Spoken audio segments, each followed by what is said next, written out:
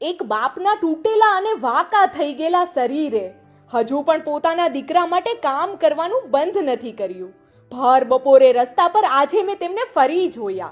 ધગધગતા રસ્તા પર ધ્રુજતા હાથે તેઓ અગરબત્તી વહેંચતા હતા. ચહેરો કરચલીઓથી ભરેલો અને આંખોમાં જાણે આખી દુનિયાની લાચારી.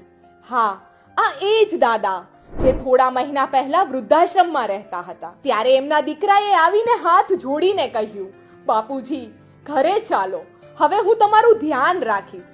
આજે એ જ દાદાને રસ્તા પર આ હાલતમાં જોઈને કાળજું ચીરાઈ ગયું. પાછળથી જઈને એમના ખભા પર હાથ મૂક્યો. દાદા, હજુ આ જ હાલત છે તમારી? એમનો હાથ પકડ્યો અને ગાડીમાં બેસાડ્યા.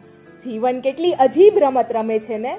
માણસનો અહંકાર એટલો મોટો થઈ જાય કે એ ભૂલી જાય છે કે જે મૂળ છે એના વગર ડાળીનું કોઈ અસ્તિત્વ જ નથી. દાદાએ અંદર આવતા જ જમીનને સ્પર્શ કર્યો અને ભગવાન સામે માથું નમાવ્યું. ફરી અહીંયા આવીને એમના ચહેરા પર એક નાનકડું સ્મિત આવ્યું, જાણે વર્ષોના વનવાસ પછી આજે એમને પોતાનું અસલી ઘર મળ્યું હોય. એક પિતાનો આ પુનર્જન્મ હતો. દાદાના પગ ધોતી વખતે અહેસાસ થયો કે ઈશ્વર ક્યાંય દૂર નથી, એ તો આ કરચલી વાળા ચહેરાઓમાં છુપાયેલો.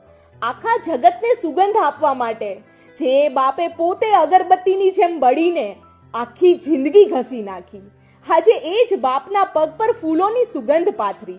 દાદાને હવે બિલકુલ સંભળાતું ના હતું.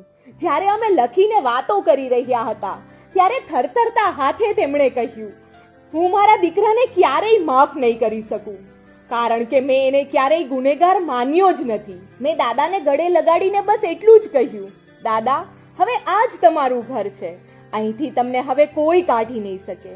આ વૃદ્ધાશ્રમે મને જે આપ્યું છે ને, એ દુનિયાના કોઈ પણ રૂપિયાથી ખરીદી શકાય એવું નથી.